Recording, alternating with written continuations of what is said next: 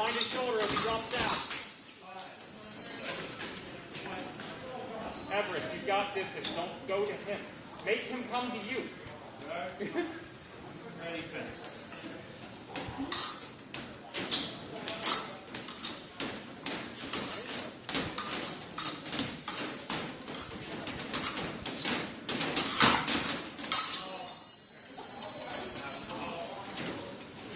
Good parry.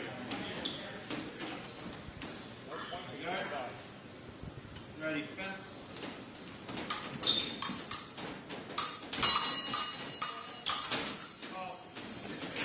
There we go. Good job, Everest. Nice job. Ready, fence.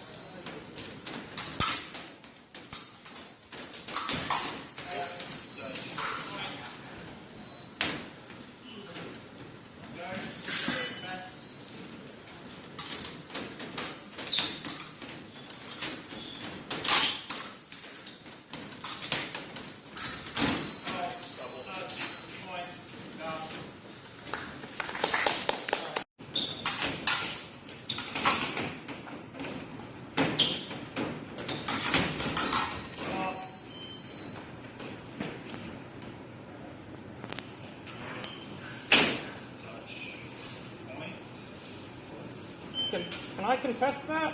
How? Because even he looks confused. Yeah, I'm confused also, but they didn't hit the floor, they didn't hit the ball. Could it have hit the wire?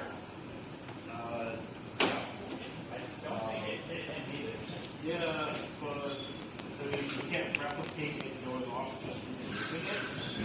Then the touch stab. Is Blue taking a video?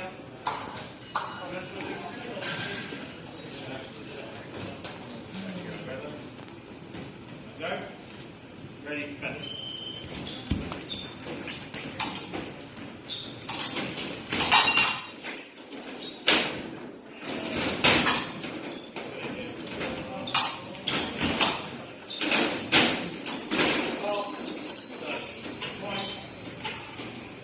Hold the arm back. All right, back. Go. Ready, fence.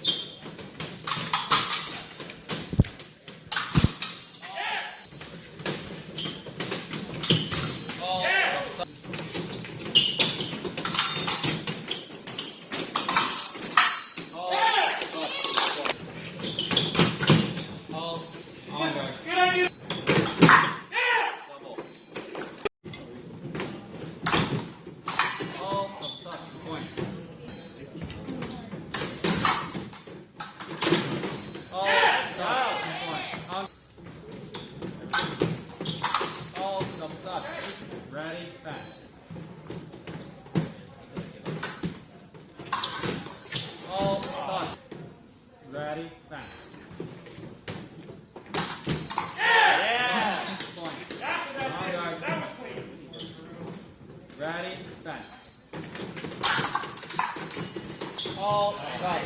Point. On guard. No. On guard. Ready, fence.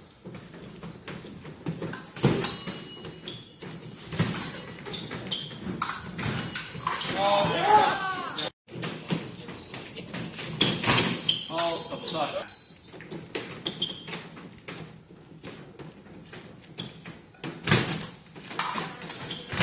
All touch. Point. Fence. All touch. Yeah! Point. On guard.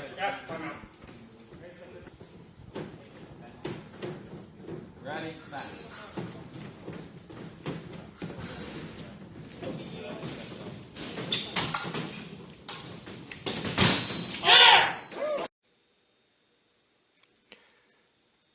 All right, hello. What I want to do is go through Everest Sears Bouts from this past weekend. This was the UMBC Invitational Tournament down in Maryland on Sunday, March 20th. So, we're going to go through all 6 of Everest's bouts one by one, break them down, and hopefully learn a few things. So what I actually want to start with, though, is some quick data. So this is not active bouting time. This is really rough, just based on timestamps of videos. How long everybody, Everest, Peter, and Sophia, each did fencing epee in terms of total amount of fencing time. And I just want to draw attention to some of the data stats. So epee is typically supposed to be the slowest of all 3 weapons to fence. And what we instead see is you guys sprinted, all 3 of you. So Everest here is actually our fastest bout on average, with only a total of 7 minutes of fencing total for this. So these bouts, especially the second round, wow, that is short. That is some fast fencing. And we'll see that it's like 38, 39 seconds, more or less, of just fencing, and that is it. Guys, you have 3 minutes. You use the time. Bout 3, when we'll see that one, it is very nice, long, drawn out. It is good fencing. And we're going to hopefully get some takeaways from that. All right.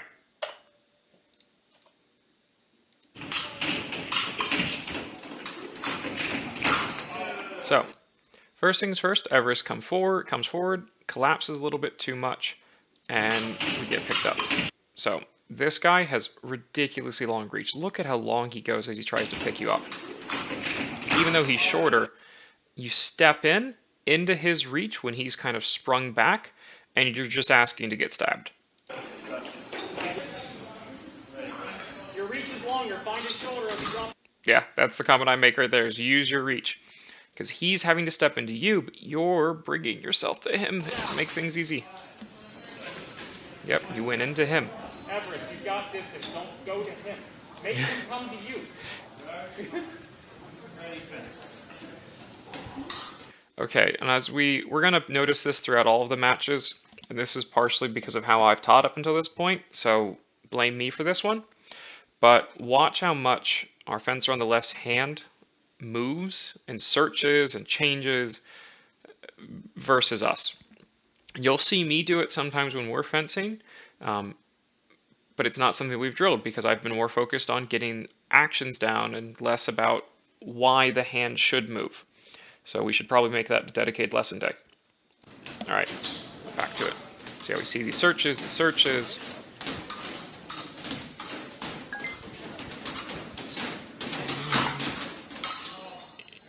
He tries to collapse in on distance, doesn't find, immediately flushes, runs off. You had a really good parry there, you just need to make it a riposte as well. I don't know if you're just really stiff here, nervous, what it is.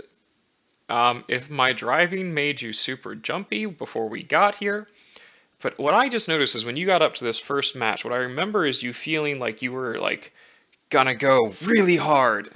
and I don't know if it was nerves, if you were just really gung-ho and excited to be up there. But breathe a little bit. It's okay.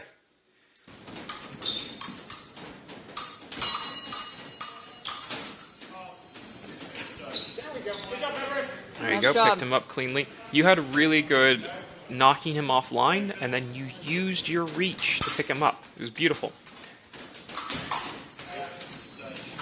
You collapsed into him, and he picked you up again.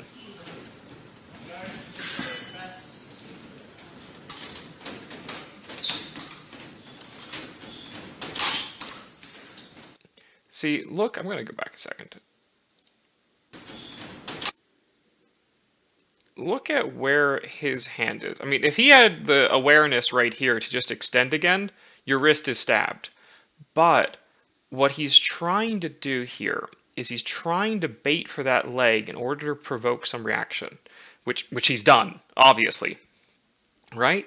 But even then, let's look at how long he is right here. Let's try and try and catch this. So look at this length, right? He's right at the foibles, and he's shorter than you. And he does not have the legs to make a lunge that tip is ever going to be able to reach to that knee. So look right here. Look at where his foot's landed versus where his epee's landed. His tip's probably right about here in line with your wrist. At no point in time is this lunge ever a threat to your leg. What we should be doing right here is this tip should immediately be going down to his wrist, because he is never touching your leg at this distance, whereas you're just going to be able to eat his forearm. But what we see instead is you panic, parry down, and don't pick up the riposte arm. And part of this, don't feel that bad. Part of this is just because you don't know the distances yet here, and you're still trying to get comfortable and feel out what it is. As you get more and more experienced on feeling what that reach is, you'll know, oh, his foot's already landed. He's not going to be able to actually extend to reach my leg. I can just stab him now. But it's little things like that. Just pay attention to when they lunge. If the leg has already landed, that's probably as far forward as they're going to go. And we already know he's shorter. His arm's probably not going to be able to reach your leg. And it doesn't. And he knows it, and he's already pulling his hand back before he even finishes.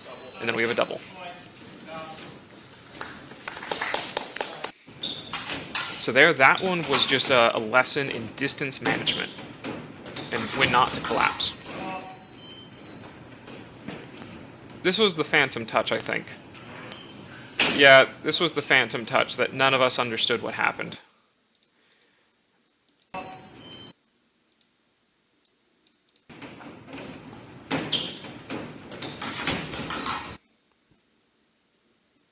No, yeah, it like flicks down here maybe, but otherwise, no idea.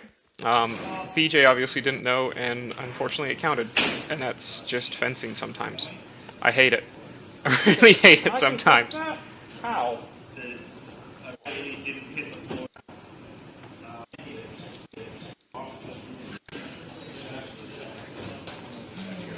Oh, and I'm realizing as I watch this recording that Blue missed the first two touches. Oops, sorry, call you out like that, Blue. So. Ready, fence.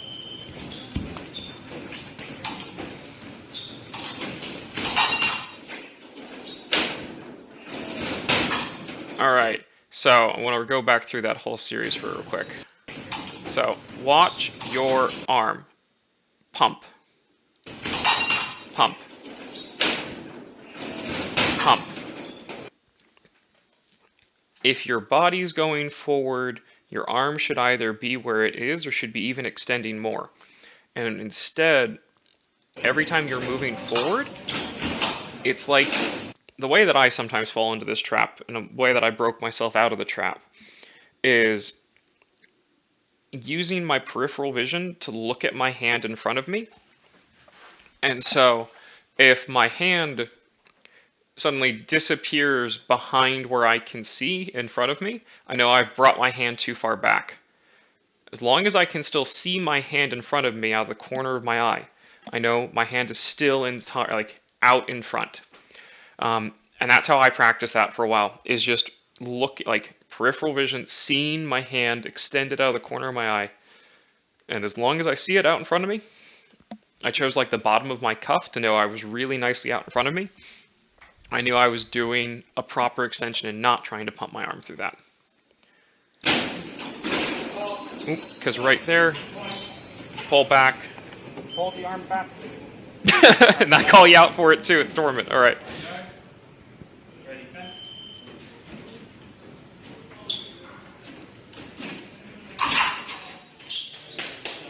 And he just goes for the leg.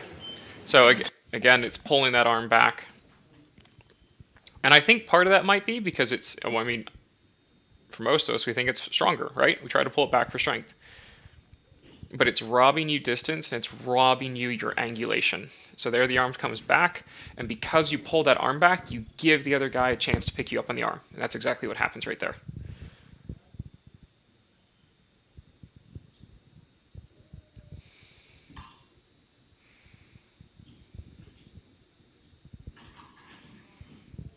That was a fantastic remise.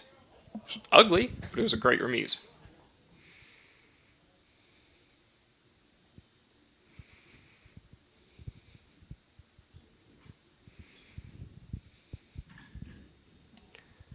Now see right there, even though your height saved you there, because his hand came forward while your hand went backwards. But if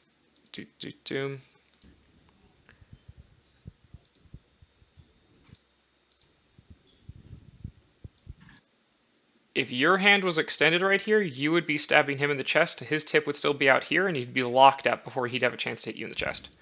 Instead, your hand is back, then coming forward. His hand's just starting to come forward, and then distance timing, it manages to arrive at the same time.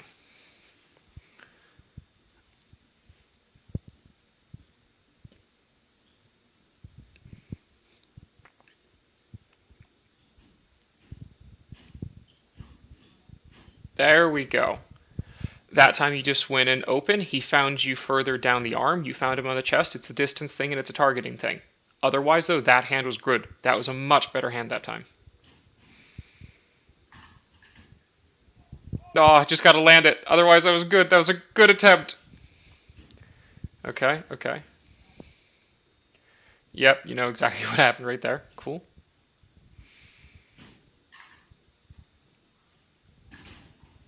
Gotta make their riposte faster. Good, good. Good parry riposte. Oh, so close.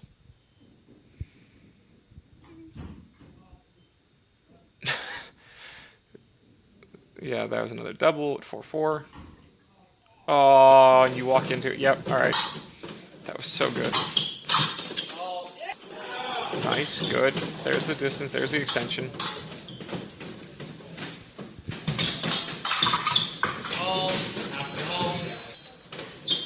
Good on the rep.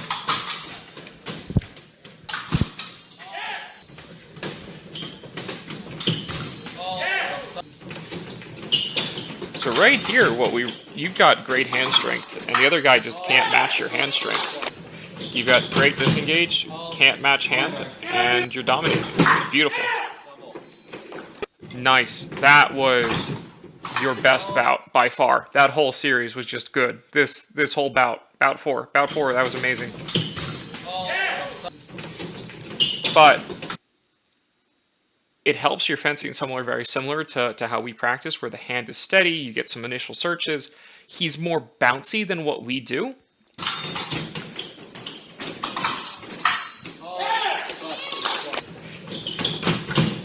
But your ability to keep moving with him is working great.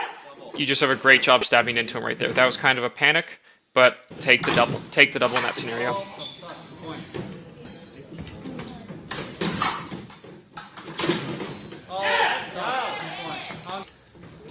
Good remises.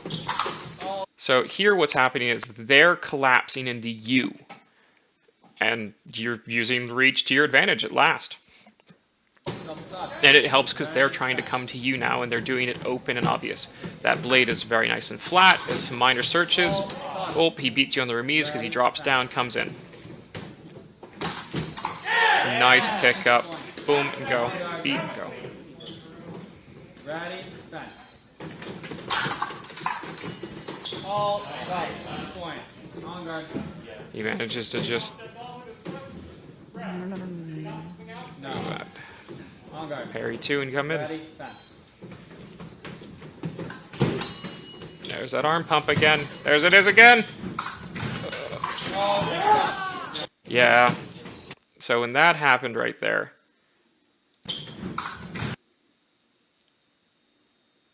your hands out. Awesome, but look how deep you are. Look how deep you are. Your foot's not even landed yet, so you're going to end up deeper. Now this is the problem, or this can be a problem. With him being shorter, it means he's got less arm to have to bring back then. And now you also got to try to run away, possibly. And he manages to pull back real fast, close, way faster than you can run away. And it lands. Yep.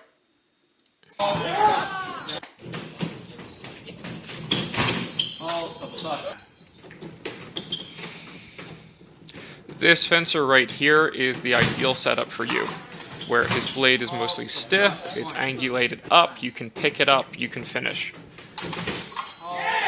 And he just misses, which helps because, again, you got some of the height. You got a great remise, he dropped low trying to pick you up, you've got more reach, and he's not seeing it. Good, good.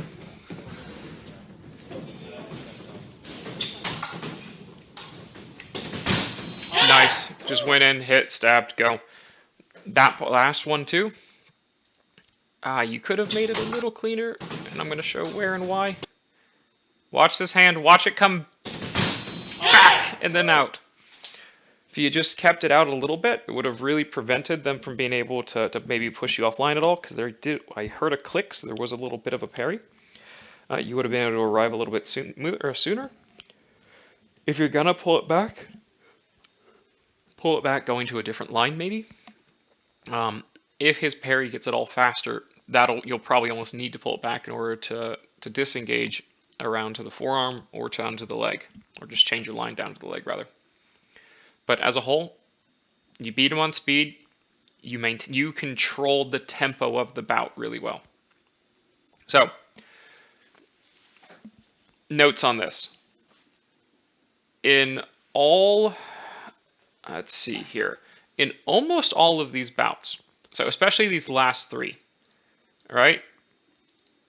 This last one, this one's 50-50. Bout 4, you definitely controlled tempo. Bout 2, you attempted to control tempo and distance. You two went back and forth a little bit. Bout 2, you controlled tempo and distance. Bout 2, you owned tempo and distance. Bout 1, let's see, it's been a second since we saw this. Good parry.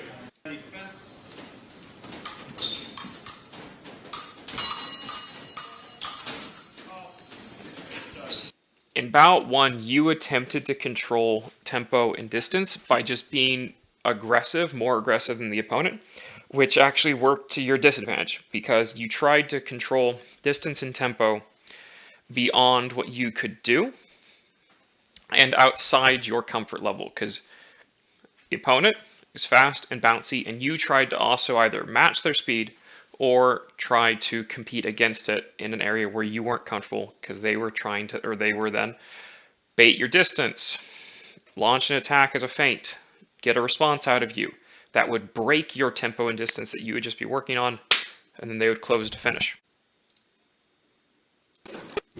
I would watch through these last couple series of bouts, see what's going on with them, and use those as a point of reference. Alright, I hope this is helpful.